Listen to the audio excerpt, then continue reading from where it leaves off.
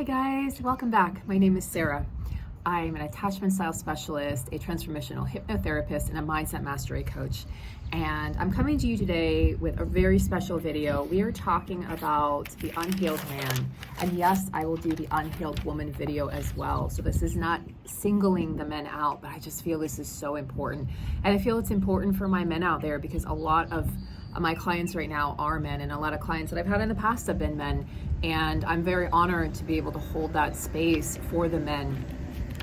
And I think it's just an incredibly important topic. So have a seat, grab a cup of coffee or some tea, and we're gonna dive in. Now, if you'd like a personal session with me, there's a link to book a 20-minute free discovery call in the description box below. But let's dive right in. So I'm gonna give you 5 steps here that will indicate that a man you love, or maybe this is you and you're watching for yourself, that you're really deeply hurting inside. And I think these will be very clear, provide a lot of clarity, and just a lot of, I just have so much love for the men. I have so much love for the men. So let's step into this. So the first thing is that a man that's really deeply hurting inside, these are some of the things he'll do outside. He's going to seek validation from others. He's going to seek it externally outside of himself. And there's various ways that men will do this, but one of the ways that I really see in my practice is money matters. So you'll see a lot of these men that are hurting inside. And I'm not going to say these are avoidance. Some of these are definitely avoidance signs, and some of these are just a man that's hurting with unprocessed trauma and unprocessed wounds that may even lean anxious. So money matters. It's this provider mentality that I will provide, and that providing alone in and of itself is enough to create a safe space for your partner, in particular if it's a man-woman dynamic. And the truth is that, well, the woman needs to feel safe inside of herself. So again, there's a video for women out there, but also that in order for the woman to, for the man to create the safe space for his woman, he first has to feel safe inside. And that's not something that an unhealed man is able to do. He's not able to create a safe container or space for the woman, but that's another pointer that I'm going to get to in a minute. So he requires validation or respect all of the time in everything that he's doing. And he'll really seek this external validation, this praise out from everybody in his life. And the reason being, I mean, everything really we can trace back to childhood, but the reason being is likely there was some connection with his dad that was strained, wherein he didn't receive the praise or the validation that he desired or needed at the time as a little boy from his dad. So he now goes and seeks it out from his partner. And she's going to be unable to provide that for him because he's seeking a solution to a problem that needs to be solved within himself, A, but B, that woman likely doesn't feel safe in and of herself because she maybe hasn't done her work either. So then neither partner is feeling safe. The woman's gonna scream, I don't feel safe, you don't make me feel safe. And the man's gonna be like, well, it's not my job to make you feel safe. But the truth is that a man who's, again, unsafe inside of himself cannot create that safe container for any woman to feel safe. So he's seeking externally for validation, and he doesn't feel enough. So it's tapping into his not enoughness wound. You'll see a man like this just work his fingers to the bone and never feel like he has enough money in the bank, never feel like he can really go out and have fun and spend some money. There's always going to sort of be this need to like double down on money, double down on expenses, double down on fun, and just get back to like the basics, this very logical mindset. So this not enoughness wound really can create, and his woman can make her feel guilty and make her feel really indebted to him. And I can tell you, I can assure you that this is how I felt inside my marriage. I felt so nervous about telling my husband that I had spent money because he had this mentality that we had to have X amount of money in the bank, and without that, he was not going to feel safe. And I found it so interesting that his explanation of safety was that it was money, and my explanation of safety was like how I feel emotionally, if I feel connected to you as my partner, and if I feel like we're on the same team. So these were very different versions of reality that we were living in. But I see this all the time with people that come to me, whether it's men or women, they're describing this dynamic. It's so very common, especially right now.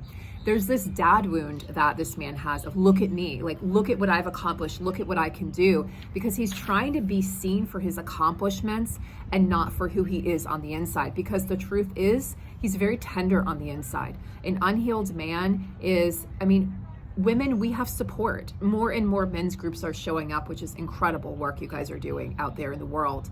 And yet women have sort of always had these groups. We share, we talk, right?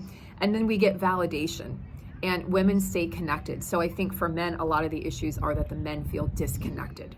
in their lives and disconnected from their own truth, disconnected from source. So it goes really deep. It's this inadequacy wound that they're bringing into this relationship, and every relationship until they heal it from childhood.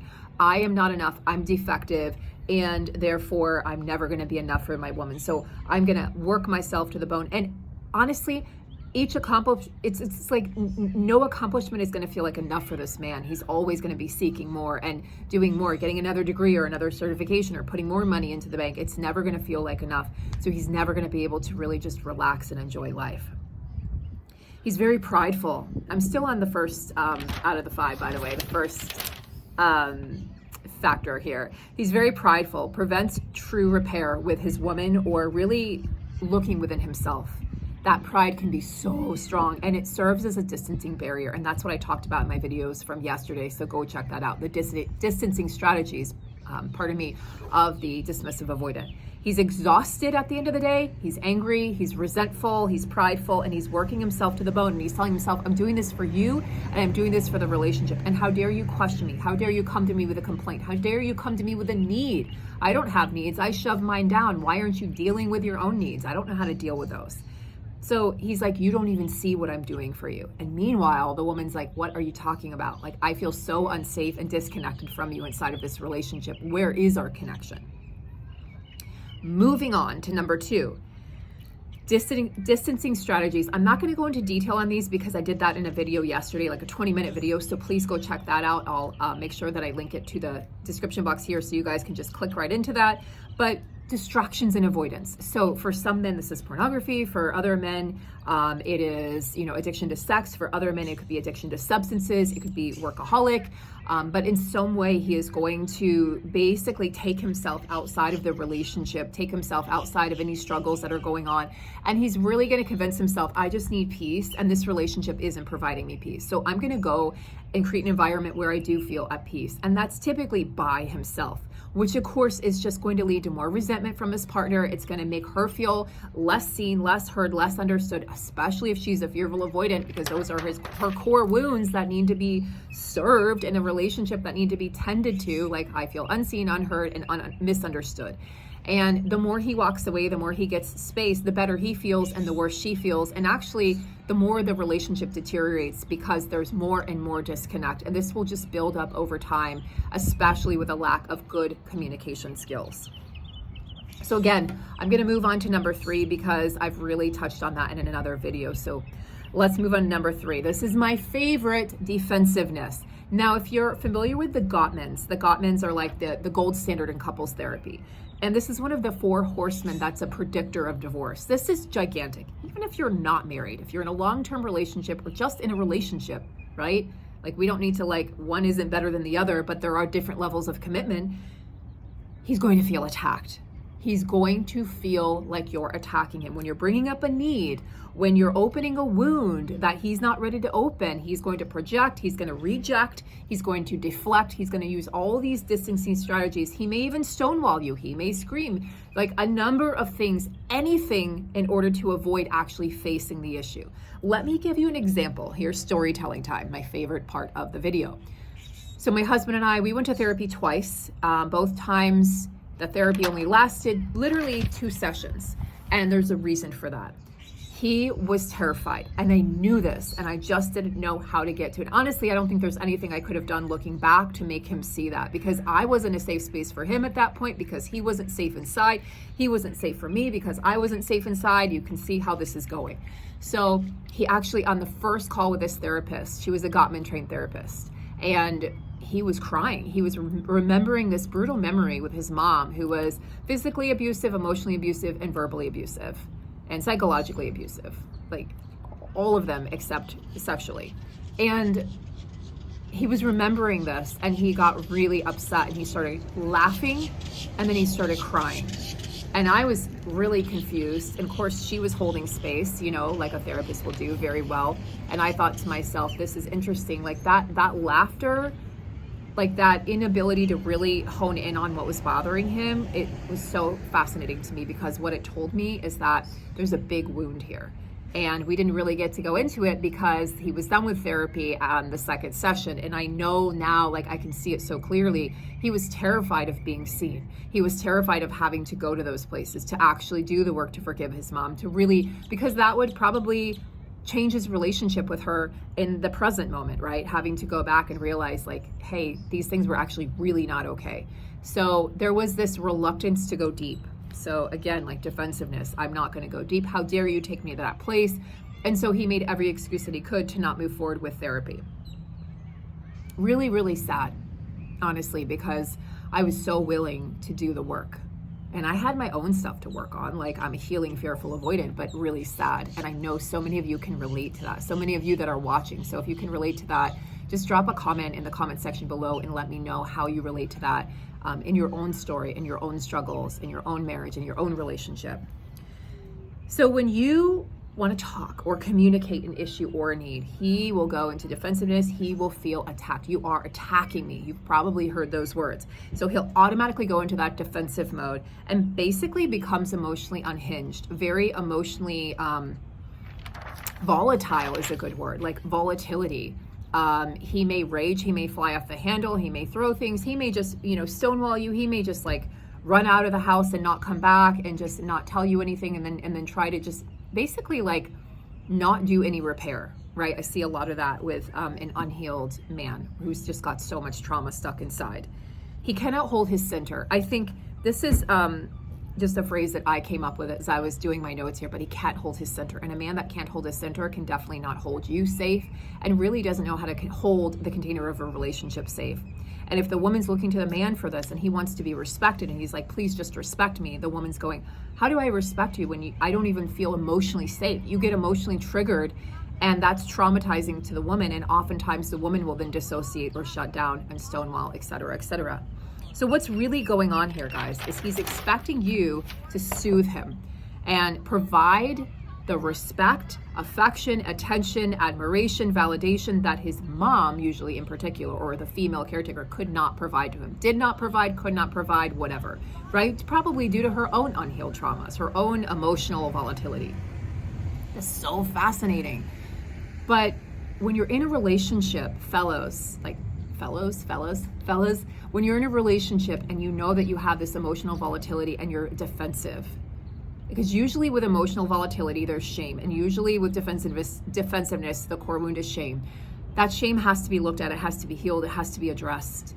And usually the best way you can do that is, again, in the container, like we heal within connection. We heal within relationship, whether that's with me, whether that's with a therapist, another, a coach, a shaman, whatever, a healer. But that serves as a proxy for connection and for a relationship, because we can only do a certain amount of healing by ourselves. You need to do this healing within the container of a relationship. That's why therapy does work and is effective when it's with the right person. Okay, number 4, he's overly logical, unwilling, like inflexible, unwilling, unable to go deep with you, like not going to dip his toe in the deep end, just going to stay in the shallow end. That's where it's safe. That's where he's comfortable. And that's where he's not going to get triggered. But eventually you're probably going to want to go to that place, or you've seen like embers, you've seen like pieces of him be able to go there, and then he'll pull back. And that's so frustrating, right, ladies? Because he'll go there and you're like, oh, this is so exciting. This is the man I married. This is my soulmate, the one I fell in love with. And then the next day it's kind of like that scene from Sex and the City where Mr. Big has heart surgery. Carrie goes to take care of him and he's all like lovey-dovey because he's vulnerable. And then the next morning it's like it never happened. And she just has to go back and put on that facade that everything's okay, but really she's dying inside and she's really, really upset and hurt. So that scene always speaks to me, because it's like, yes, like I'll find myself screaming at that TV, like, how dare you open, like get that woman excited for her to open her heart, that you could actually be vulnerable and then take it all back. That's extremely damaging to a relationship. It's creating distance, but more than that, it's creating mistrust. So he's unable to relax and enjoy really life without worrying.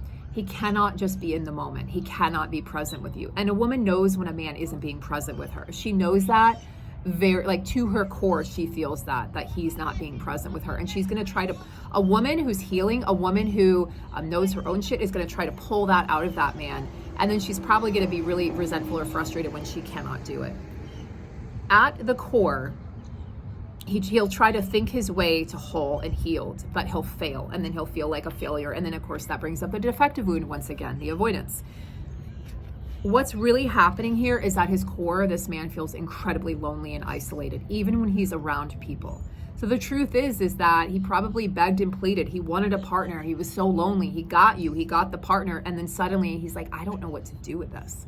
When things get deep, I really don't know what to do with this. So when the shit hits the fan, the unhealed man, the hurting man, all these strategies are gonna come out. He's gonna rely on logic. He'll lean on logic. He's gonna tell himself, I'm gonna get to the next point in a minute, which is loner. I'm a loner. I'll do this alone. I'll go it alone. This is too complicated. I'm not made for a relationship. I'm just not enough. Like this is just me. Like I should just be alone. And that's the furthest thing from the truth, because the more time he spends alone, the less likely he is to heal. And that's the truth.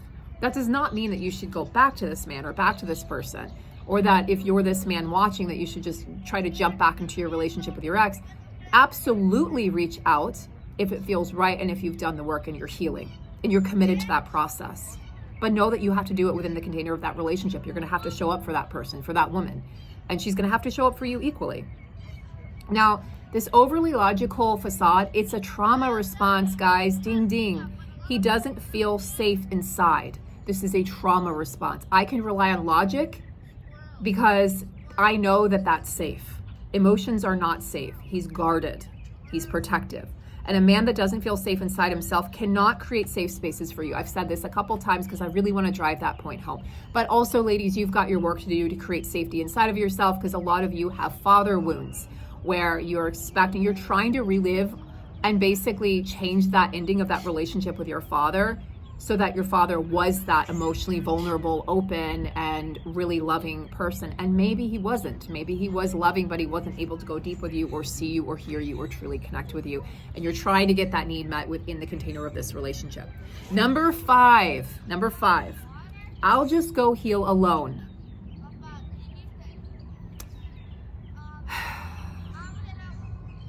Words said from my own husband. I'll just go heal alone. I need to do this alone. And I was like, what? You cannot heal this alone. This has to be healed. Like, you're running from yourself. By running from the relationship, you're running from yourself. You will keep running from yourself, and you'll think that you found yourself inside the container of a relationship. And then that person will hold up the mirror after the honeymoon stage and the dopamine wears off, and suddenly you're back at square one. No person, men, if you're watching this, no woman is going to be able to heal your wounds for you.